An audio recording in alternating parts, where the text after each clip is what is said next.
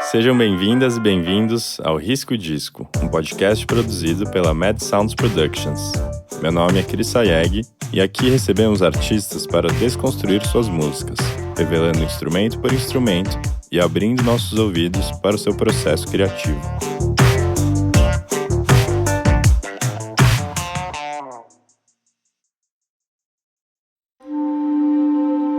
Matheus Alves é um compositor de trilhas sonoras nascido em Recife e vem trabalhando com filmes pernambucanos desde 2013.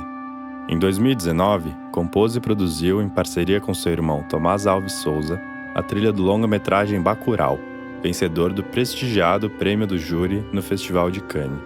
Dirigido pelos também recifenses Kleber Mendonça Filho e Juliano Dornelles, o filme retrata a vila de Bacurau, um pequeno povoado no sertão de Pernambuco que misteriosamente some do mapa. Quando uma série de assassinatos inexplicáveis começam a acontecer, os moradores da vila tentam reagir. Se você ainda não assistiu o filme, não se preocupa que não vai rolar nenhum spoiler por aqui. Nesse episódio do podcast, Matheus conta sobre como compôs e produziu a faixa Bacurau, combinando elementos da música popular do Nordeste com influências de compositores como Ennio Morricone para criar um retrato musical do vilarejo. Meu nome é Matheus Alves, eu sou um compositor de trilha sonora lá de Recife e radicado agora aqui em São Paulo e venho trabalhando com isso há mais ou menos uns 10 anos. Bacurau é um processo que começou, na real, bem antes, porque tanto o Kleber como o Juliano, que são os dois diretores, são amigos meus, né, de longas datas, principalmente Juliano, que é da mesma geração, lá de Recife e tal, e Kleber é um cara mais velho, mas tipo, a gente sempre teve contato com ele porque ele gerenciava um cinema de arte lá de Recife, chamado Cinema da Fundação. E aí, muito dessa minha geração, da galera que se interessava por cinema e tal, frequentava lá. Os bares também, enfim, as festas, era tudo em comum. E foi assim que a gente meio que começou a ter o contato um com o outro, assim. Tinha uma galera grande que já estava interessada em fazer cinema, mesmo com uma situação bem precária, assim, em termos de produção, de grana e tal. Mas a turma já fazia, já corria atrás, fazia na raça mesmo. E a gente de música, né? Eu era mais da galera de música, tocava nas bandas independentes e tal lá da época dos anos 2000, mais ou menos isso aí. E aí era meio que natural a galera, tipo, fazia um curta e chamava a gente pra fazer a trilha. A gente não tinha a menor ideia como é que se fazia, mas tipo, a gente encarava lá a bronca e fazia. Mas aí como todo mundo era cinéfilo também, né? De um jeito ou de outro, a gente tinha uma certa noção também desse tipo de trabalho. Aí foi assim mais ou menos que começou essa relação. E Kleber, o primeiro contato profissional com ele foi em Aquários, que é um filme anterior a Bacurau, que eu não cheguei a fazer música, como é que se diz, original pro filme. Mas eles usaram algumas músicas que eu tinha gravado para um CD que eu tinha lançado em 2010 ou 2009, algo assim. Eu consegui gravar um CD autoral de música de concerto com incentivo do Estado, né? Tipo um projeto de incentivo à cultura e tudo mais. E aí Juliano era diretor de arte de Aquários. E eles ali já estavam também, acho que já estavam trabalhando no roteiro de Bacurau. Pra gente era só mais um filme que ia ser feito, né? Que sempre tinha um filme pra ser feito depois. E é engraçado, porque nessa época eu lembro que eu e a galera que ouvia falar disso, a gente achava que tinha a ver com ônibus noturno, né? Porque lá em Recife, o ônibus que circula de 1 em 1 hora da madrugada é chamado Bacurau. Depois que eu fui entender que é um pássaro e tal. Mas pra gente Bacurau era o ônibus. Meu processo de compor varia muito de filme a filme, né? Cada projeto é um projeto. Em Bacurau, especificamente, o que foi diferente é porque eu trabalhei com meu irmão. Foi eu e ele, basicamente, e a gente também tem a gente já tocou em banda juntos e tal. Foi a minha primeira experiência com música, foi tocando na banda dele, que se chamava Profiteroles. Foi quando eu comecei a tocar baixo e tudo mais. Mais ou menos como eu comecei minha carreira musical. E aí, enfim, irmão é irmão também, sempre tem uma história pregressa de conflitos e de várias coisas. Aí foi um pouco curioso, mas aí eu acho que por a gente já estar mais velho e tudo mais, a gente conseguiu encontrar uma metodologia bem interessante para os dois. A gente fez uma divisão de trabalho e tudo mais, e a coisa correu bem. Como o filme Bacurau, acho que para quem assistiu, lembra que tem 2 núcleos de personagens bem claros, né? Que é a galera da vila lá, os nativos e tudo, e tem os gringos que vêm assassinar a galera e tal. Aí eu falei com meu irmão, eu acho que a gente pode meio que cada um musicar um núcleo desse, assim. E aí, como eu ia trabalhar a música orquestral, né, que é o meu foco, basicamente, apesar de trabalhar vários gêneros musicais e tal, eu tenho meio que esse foco na coisa da orquestra. Faz sentido tu trabalhar a linguagem dos gringos, que é esses invasores, uma coisa mais noiada, assim, mais doideira. E eu faço essa outra coisa mais idílica, assim, e depois a gente vai juntando os trabalhos, assim. Esse foi basicamente a metodologia em Bacurau, mas é isso, cada filme é um método específico, digamos. As músicas lá que estavam licenciadas, né, em Bacurau, que foram escolhas de Juliane Kleber, basicamente. Teve também o trabalho de Gustavo Montenegro, que é o supervisor musical do filme, que é um parceiro também meu e do meu irmão. Ele tem uma editora e tal, que trabalha junto com a gente. Elas tiveram um papel fundamental, até porque foram escolhidas antes, até mesmo de rodarem o filme, se brincar. Algumas daquelas músicas foram escolhidas antes por eles. Quando a gente foi ver o primeiro corte, que na real só ia até metade do filme, e era bem diferente do que chegou no final, eu acho que eu e meu irmão foi um dos primeiros a ver alguma coisa, tirando os diretores e o montador, que é Eduardo Serrano, que é outro brother lá de Recife. Nessa montagem já tinha aquela cena inicial, assim, não é nem spoiler pra quem não viu, porque é uma cena que tá no trailer, se brincar, sei lá. Que é um velório, assim, da matriarca lá da vila e tudo. E aí tem uma música ali que é Bichos da Noite, de Sérgio Ricardo, que fala do Bacurau, não sei o quê. Aí eles já tinham escolhido essa música que toca nessa cena, a galera canta, né, no filme e tal. E eles falaram pra gente, essa música é bem importante pro filme. De alguma forma a gente quer que vocês partam dessa música pra gente trabalhar a trilha original. E foi assim, basicamente, que começou o trabalho criativo meu e do meu irmão. A estética da trilha, pelo menos a minha parte, assim, que era essa coisa mais de retratar o cenário lá do sertão, né, e tudo mais, foi bem buscar esses elementos que marcam aquela região mesmo, assim. O filme se passa no interior de Pernambuco, apesar de ter sido filmado no interior do Rio Grande do Norte, mas é muito semelhante. E curioso, inclusive, morando aqui em São Paulo agora há uns 3 anos, eu me percebo mais como um ser nordestino do que um recifense. Porque em Recife a gente tem muito essa coisa de um orgulho lá de ser de lá e tudo. Mas agora eu percebo que eu tenho essa herança mais regional mesmo, até porque meu pai é do Rio Grande do Norte, minha mãe é do interior de Pernambuco. Enfim, de alguma forma é como se aquele cenário, aquela realidade tivesse também no meu DNA, de algum jeito assim. Isso tudo influencia para transparecer na música também que eu faço, no trabalho que eu faço artístico. A cena que toca Bacurau, que é o nome da faixa, que é o nome do filme, é a apresentação da vila, basicamente. Acabou de ter o velório lá da matriarca da cidade e tudo mais, que é como se fosse uma abertura do filme, de certa forma. Aí vira o dia e existe essa apresentação da vila, dos personagens, vai ter uma feira, não sei o quê. Que é basicamente quando começa, de fato, o filme. Então essa música funciona como uma abertura, basicamente, apesar de não ser a abertura em si do filme. A intenção era essa, era justamente dar essa, como se fosse abrindo umas cortinas, assim. Tem até bem clássico, um pôr do sol, aí tem um amanhecer e a música vai começando.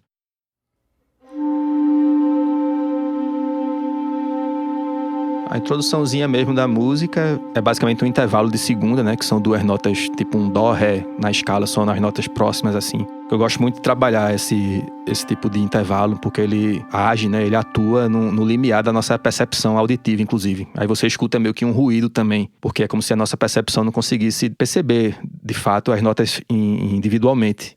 E aí você escuta uma distorção auditiva, enfim, tem toda uma ciência por trás disso também, a psicoacústica, etc., que aí já daria outro podcast.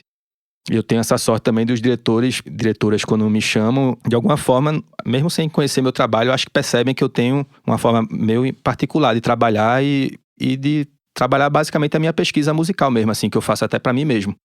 Em Bacurau, a galera foi bem aberta e eu pude trabalhar bastante o meu som mesmo, assim. E aí eu já começo a trilha com isso, porque já era pra plantar, mesmo que ainda no começo do filme, mas já era pra plantar essa coisa dessa noia, né, que vai permear o filme e que lá no final vai se desenrolar no conflito lá dos personagens, dos gringos com os locais, né. Então esse início foi bem, digamos que conceitualmente, mesmo que não seja aparente, né, mas pra mim, assim, quando eu comecei a trabalhar foi isso. E foi baseado também porque foi baseado nas vozes que rolam na cena anterior. É o velório lá da matriarca e tal. E a vila toda canta a música de Sérgio Ricardo e eles fazem tipo um coral e fica fazendo uma lamentação, uma coisa meio assim. E aí eu meio que transpus aquilo já pra fazer uma cola conceitual com a música que tá lá no filme e tal, como eu falei também, que os diretores pediram pra gente partir daquela música. Então já fiz essa cola também dialética, sei lá qual é a palavra, mas dialógica talvez.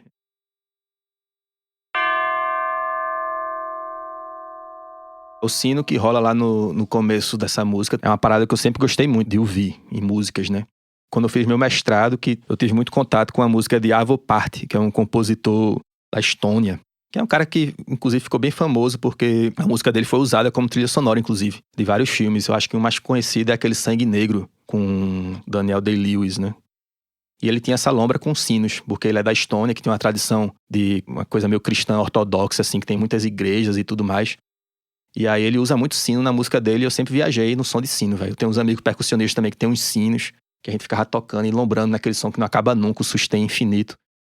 E aí, além disso, da coisa do som em si, que eu pirava já no som, tem a coisa de ser uma vila, no Bacurau é uma vilinha, né, no interior, e vila do interior em qualquer lugar do Brasil, e talvez do mundo, tem uma igreja que toca um sino 2 vezes no dia, pelo menos. Então aquela sonoridade também faz sentido no contexto lá do lugar. Então a escolha do sino foi também para como se fosse um som tipo do sino chamando a feira, mas ao mesmo tempo não é um som que faz parte da trilha.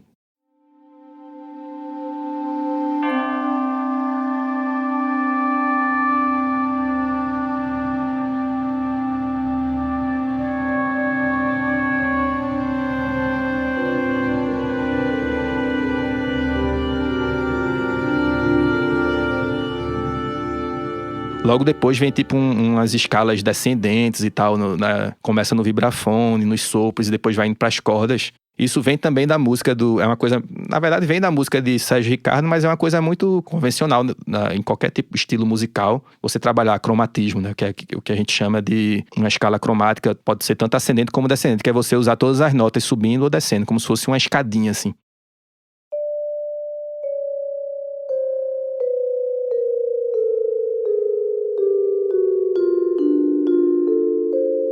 Era muito usado em trilha sonora de, sei lá, Walt Disney, quando o Mickey sobe uma escada, por exemplo. É uma coisa muito convencional em trilha sonora também. E aquilo foi uma escolha consciente, tanto para fazer essa cola mais uma vez, com a música que tinha acabado de tocar, de Sérgio Ricardo, como para demonstrar também uma coisa meio que, vai dar ruim de algum jeito. Tá massa aqui esse cenário, a galera tá tudo feliz, vai ter uma feira aqui, que era essa cena da introdução lá da vila, mas alguma coisa vai dar ruim, então vamos se ligar. Era basicamente isso, o princípio da música em termos conceituais, né?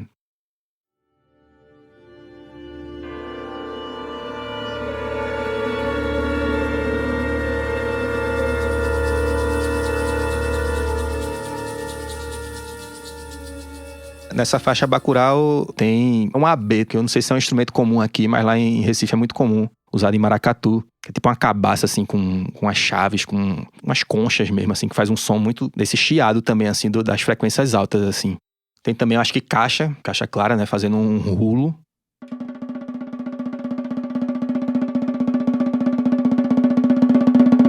Quando você chega nesses termos da percussão, as possibilidades de mistura também são infinitas, né? A gente, infelizmente, apesar da nossa cultura brasileira, se é que dá pra generalizar a música brasileira, apesar dela ser muito percussiva, a gente não olha os instrumentos como a gente olha os instrumentos da orquestra, por exemplo. Isso é até uma coisa meio preconceituosa mesmo, assim, de você perceber como se houvesse instrumentos mais importantes que outros, enquanto que, pra mim, todos os instrumentos têm a sua importância. O universo da percussão é infinito, assim, você pode combinar aqueles instrumentos como você combina violino com clarinete, com flauta, pra mim dá no mesmo, porque é tudo som, no final das contas.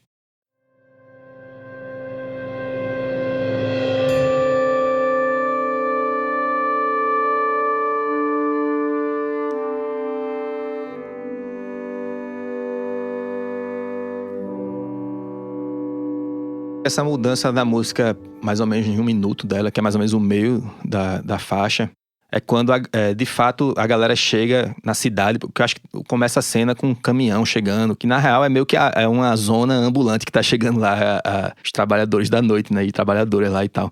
E depois mostra uma velhinha sentada numa cadeira de balanço, que é uma cena muito clássica pra gente lá no interior. Mostra uma mãe com um filho e tudo, uma galera basicamente começando a vida, assim, na manhã.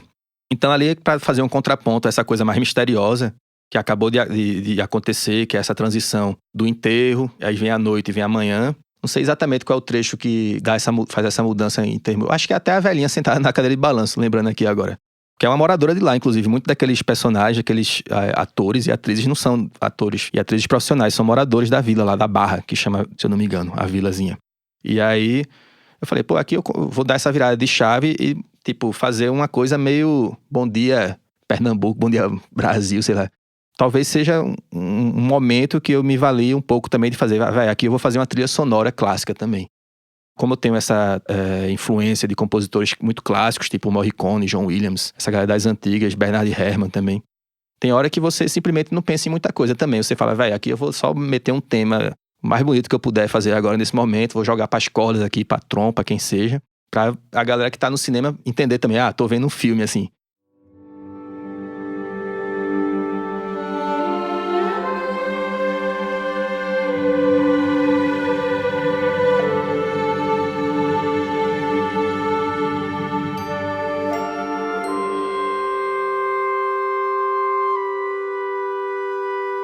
E no caso de Bacurau, especificamente, o personagem é a própria vila. Então esse tema meio que se repete mais ou menos quando aparece o cenário da vila. Eu lembro que eu tive um interesse, até por instigação dos diretores, principalmente o Juliano, ficar, não, vamos fazer alguma coisa diferente nesse filme, que eu tinha feito já alguns filmes com trilha orquestral lá em Recife, e que meio que Juliano conhecia, a galera conhecia e tal, e ele falava, não, eu quero que seja um pouco diferente do que já rolou. Uma coisa diferente nesse foi ter inserido instrumentos de percussão de altura definida, né, vibrafone, glockenspiel, que era uma coisa que eu não tinha trabalhado muito até então e que é muito cinematográfico. Na real, eu uso o glockenspiel até hoje, depois desse filme. É uma magia, assim, eu brinco com o Dossa, que é o parceiro, que ele é mixador e tal. Eu brinco que é você dar o Macaulay Culkin, assim, da trilha sonora, porque ela é bem presente em Esqueceram de Mim, por exemplo. Depois que eu fui me entender de onde é que eu tirei essas paradas que você, às vezes, tira do inconsciente mesmo. Os filmes que eu tinha trabalhado até então eram filmes mais realistas mesmo, assim, com muitos comentários políticos, que beiravam, às vezes, o documentário, ou eram documentários em si, ou algo meio híbrido, assim. Enquanto que Bacurau não. Bacurau é um filme que, apesar de ter uma conexão naturalmente com a nossa realidade, etc e tal, pra mim eu sempre vi como um filme de gênero mesmo, assim. Eu e meu irmão, a gente falou, pô, finalmente um filme de faroeste, uma coisa que tem bala, tem cabeça estourando, tem facada. A gente ficou, pô, sensacional. Sempre quis trabalhar com cinema, assim, porque foi meio que essa novidade, digamos, pra gente. Deu essa abertura pra gente fazer uma coisa mais cinemão mesmo, assim, no final das contas.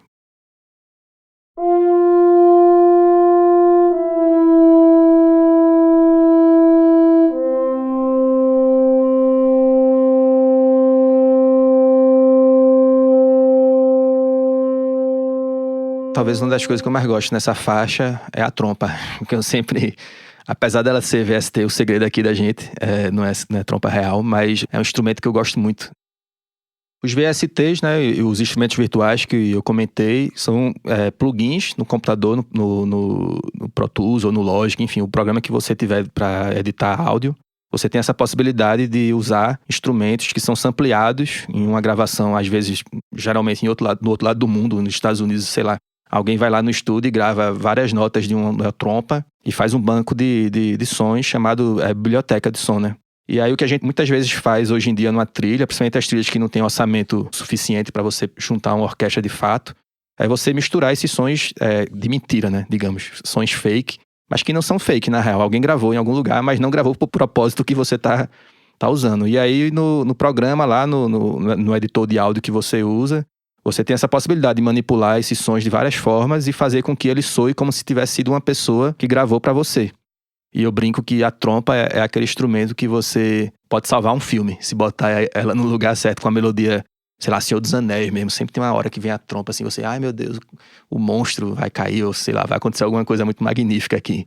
Então, apesar de ser uma melodia muito simples, assim, uma coisa muito pontual, é como se a trompa fosse a chave que vira, assim. E geralmente, se você for observar a música de concerto, que é uma coisa que eu gosto muito, tal, que eu sempre acompanhei, até por causa do meu pai, que é um grande colecionador de CD mesmo, assim, de vinil, né, de música de concerto de todas as épocas e tal.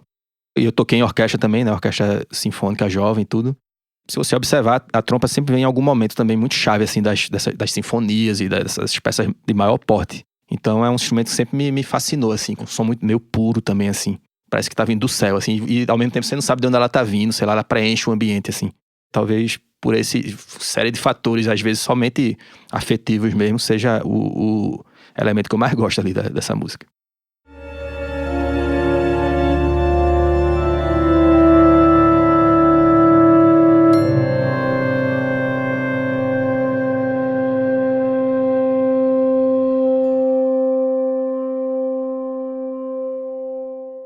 A gravação dos instrumentos reais, né, dessa faixa, a gente gravou em separado, na real, porque os violinos e o cello foi Paula e Pedro, um casal de músicos lá, que mora lá em Recife, eles são do Sul, mas são professores lá da Federal, que é onde eu estudei, onde eu dei aula também. Eu conheci eles quando eu dava aula lá como professor temporário e tal. São instrumentistas incríveis, assim. Até hoje eu trabalho com eles. E como eles tocam muito bem juntos, né? São um casal, inclusive. A gente tem umas mutretas lá no estúdio Carranca, que é um estúdio lá em Recife, que eu sempre trabalho há muitos anos. Lá a gente tem uns truques lá de, tipo, fazer overdub do mesmo músico. A sala não é tão grande, mas você bota, sei lá, umas 4 cadeiras na sala e deixa um microfone parado, assim, um par estéreo, né? E você troca a pessoa de posição, de cadeira, pra simular mais ou menos como se fosse uma orquestra gravada real, assim. E depois, quando você sobrepõe, dá um blend legal, assim, dá uma enganada.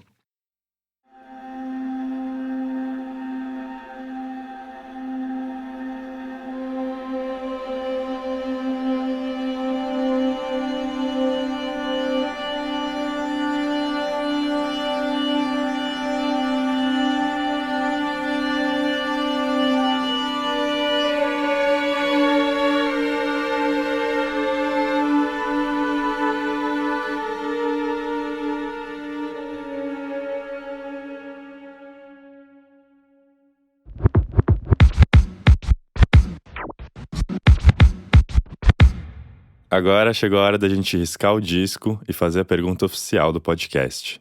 Se você pudesse riscar alguma coisa dessa música e colocar outra coisa no lugar, o que seria?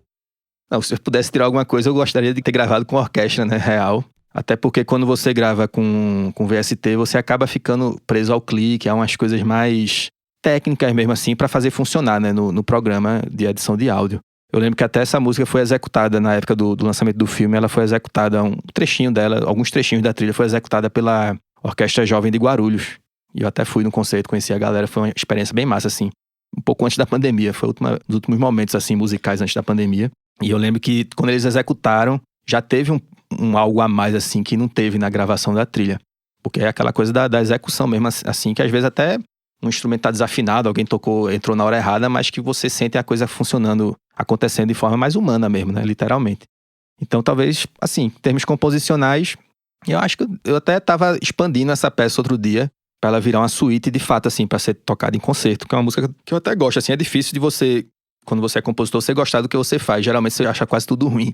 Mas essa música eu até gosto um pouquinho, e aí eu até comecei a escrever ela pra uma orquestra até maior, tal, botei uma harpa, umas coisas mais doideiras, assim. Que eu falei, pô, tô em São Paulo, tem todos esses instrumentos, eu vou aproveitar também. Mas eu sinto que ela tem uma potência ali até pra se transformar numa peça de verdade, digamos, pra tocar em concerto. Então é isso, eu acho que se fosse pra trocar alguma coisa, era ter sido executada de fato por uma orquestra. Então agora vamos ouvir a música na íntegra. Com vocês, Bacurau, de Matheus Alves.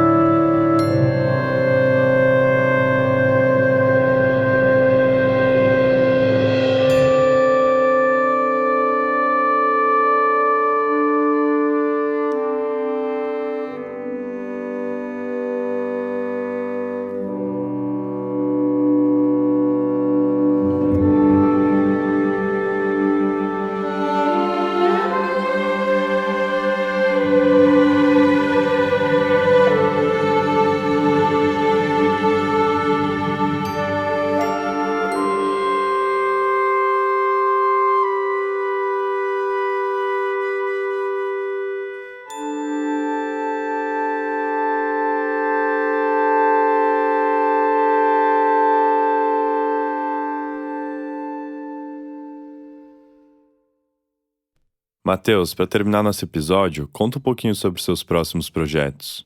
Na pandemia eu aproveitei para fazer um disco autoral também, todo em casa, assim, usando sintetizadores digitais e tal, que em breve eu já tô terminando a mixagem.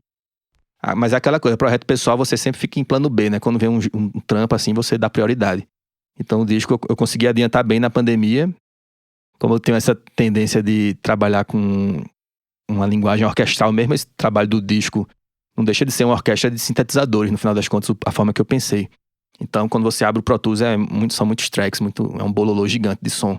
Então dá trabalho para deixar soando legal esse tipo de coisa. Eu lembro até eu vi um documentário sobre Dorival Caymmi, e eu lembro que a galera perguntou para ele assim, pô, Dorival, por que você demora tanto para lançar música? Não sei o quê. Aí ele respondeu, pra que a pressa? Aí eu falei, pô, realmente é exatamente isso aí. Eu também não tenho essa coisa de, tem que estar lançando. Hoje em dia a gente vive essa agonia. Então é isso, é devagar e sempre, mais ou menos, e é isso aí que tá no horizonte.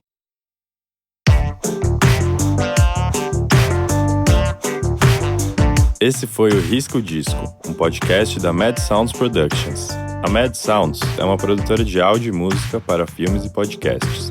Para saber mais e acompanhar de perto o Risca o Disco, siga @MadSoundsProd no Instagram ou acesse madsoundsprod.com.